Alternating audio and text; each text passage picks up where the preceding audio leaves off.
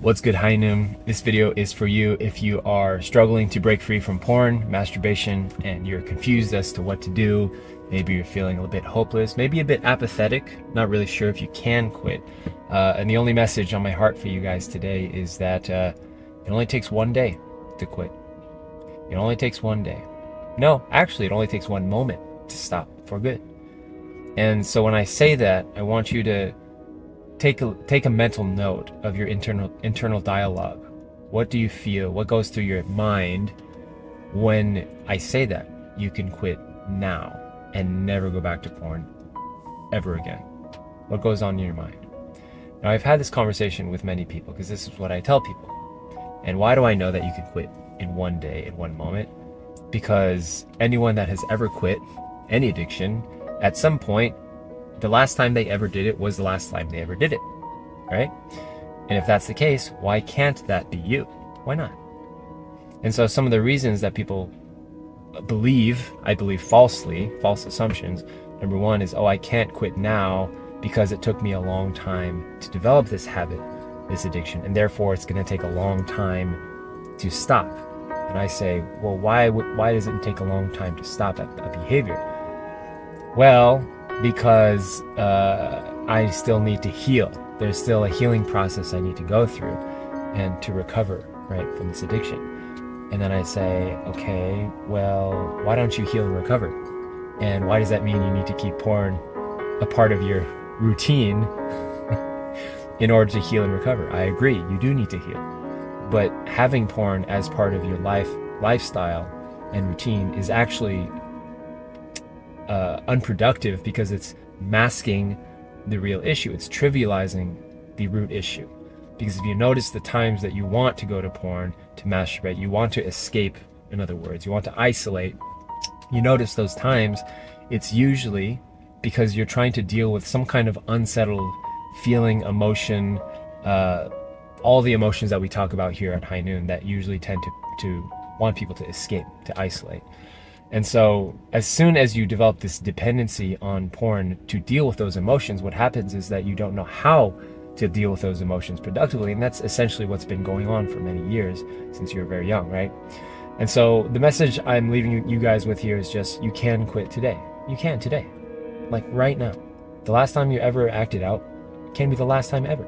And yes, you need to heal. Yes, you need to recover. Yes, you need to address the root cause, the root reason as to why you're going to the behavior. But that's no reason to keep that behavior and habit in your life anymore.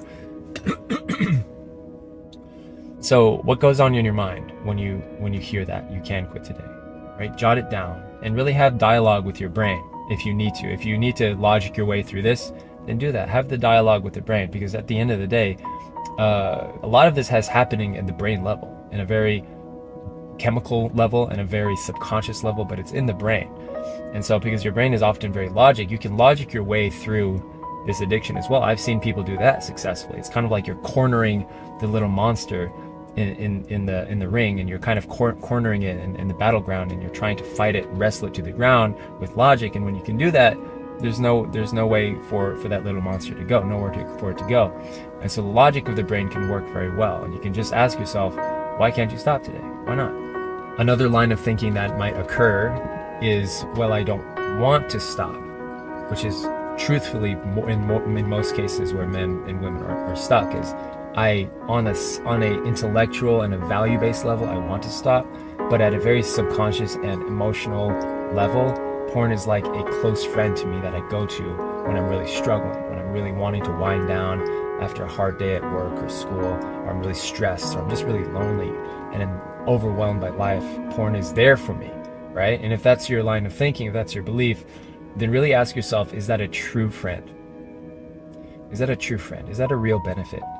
Is it a real benefit? And if you can really, wrestle with that and come to the conclusion, I believe the conclusion will be, actually, there's no benefit. There's no benefit. Because one of the conversations or debates often I have with people about porn, especially people that have the behavior but don't really think it's a big deal, which is kind of a dicey situation, usually they'll say, okay, well, why is it wrong? Why is it bad? What's wrong with it? Moderation is fine, all the reasons. And the answer I give to that is, well, why do you want to keep it in your life? And I think that's a more insightful and helpful question, because the reasons that follow are usually it's like, well, it's stress relief. Well, it's helps me with anxiety. Well, it helps me wind down. Well, it's relaxing. Or the ultimate justification, well, it feels good. Yeah, well, so does doing every drug on the planet. And it feels good is not a good reason to do anything just for the sake of it feels good. To deal with an emotion, in other words, to squash an emotion with some supernormal hyperactivity like porn or masturbating and going to a screen, is not nearly in the realm of healthy. All right. So any of those reasons, if you really wrestle with it, it's like, if you think about it for even half a second, it's like, yeah, actually there's no benefit. There's no true benefit. There's I would say temporary benefit. You could argue that there's a slight temporary short-term benefit, a fleeting benefit. But if you look at your habit and your behavior over the span of the years that's been part of your life, over decades, and then extrapolate that into decades into the future, 20, 30, 40 years into the future, into your marriage after you have kids, if you bring that dependency on escapism and numbing emotions and not dealing with these emotions productively, what you're left with is what addiction is you have a difficult, unsettled feeling, and you link it with some supernormal activity that's not healthy and not natural, not normal. And then what happens is you create a dependency, and many times these dependencies happen from a very, very young age, usually teenagehood, right? And it's an unfortunate reality that the world that most people grow up in, the environment that most people grow up in from a young age, is that we don't have parents and teachers and mentors and uncles and aunts that are going to sit with you every day, hold your hand through life and say, son, daughter, like, you're going to face some difficulties in life. You're going to be stressed from school. You're going to be trying to figure out life, how to navigate the internet. And I'm going to be there with you, and I'm going to hold your hand, and I'm going to teach you how to use the internet. I'm going to teach you how to use your sex drive and your sexual energy for productive, creative things. I'm going to teach you how to deal with stress in a healthy way.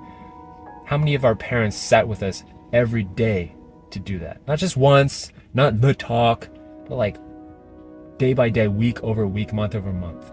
I said, hey, how's it going? How's life? Let me teach you. Let me show you. Let me open Google with you and show you how to use it in a healthy way, right? I do that with my kids, but rarely do we have that, especially in our generation. And that's okay. It's not a blame or justification or rationale. It's just to understand.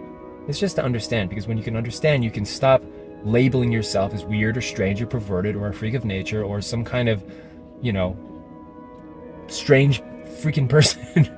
But you can just look at yourself accurately and say like, oh, I'm just in pain, and I'm trying to deal with pain from life and difficulties from life, as we all are. And you have just found the easiest way for you to deal with those emotions and pain with the most accessible drug that you could ever invent, by the way.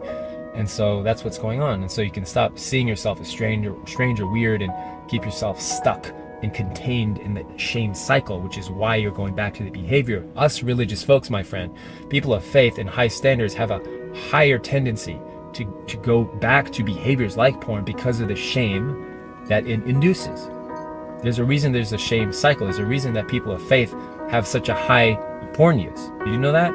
It's because with shame comes a feeling of I'm not worthy, more negativity, and with that comes, guess what? More of the same behavior, more of the same trying to escape the feeling of shame to more shame. And you've probably experienced that in some degree or another, the feeling of being stuck in the shame cycle, the feeling of binge watching shows, the feeling of binge eating food, even though you don't want to or shouldn't, you do it anyways because you're already on the ground bleeding and you might as well.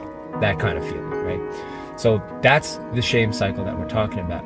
And it's a shame cycle that is not in a worldly definition of shame. The shame we're talking about is a very satanic, insidious, evil shame.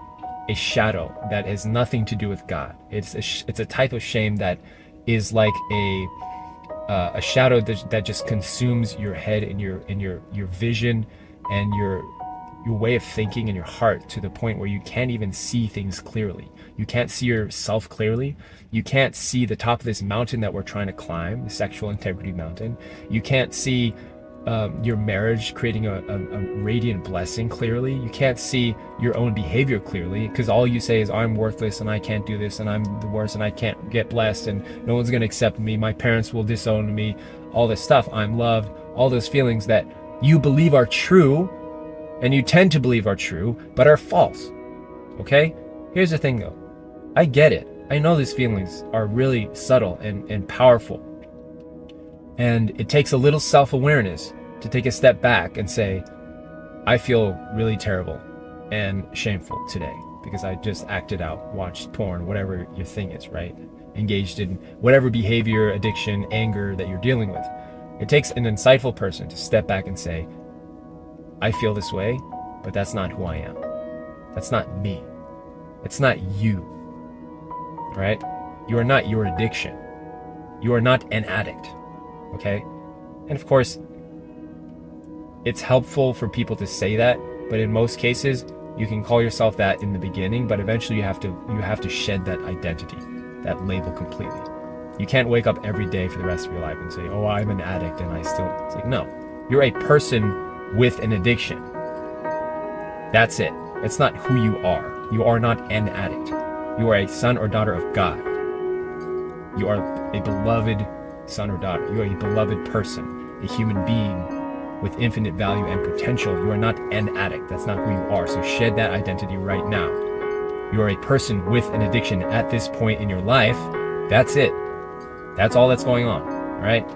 And I'm saying this because it doesn't help to have the labeling because it causes more shame and more of like, oh, this is who I am. It's not who you are. It's not you.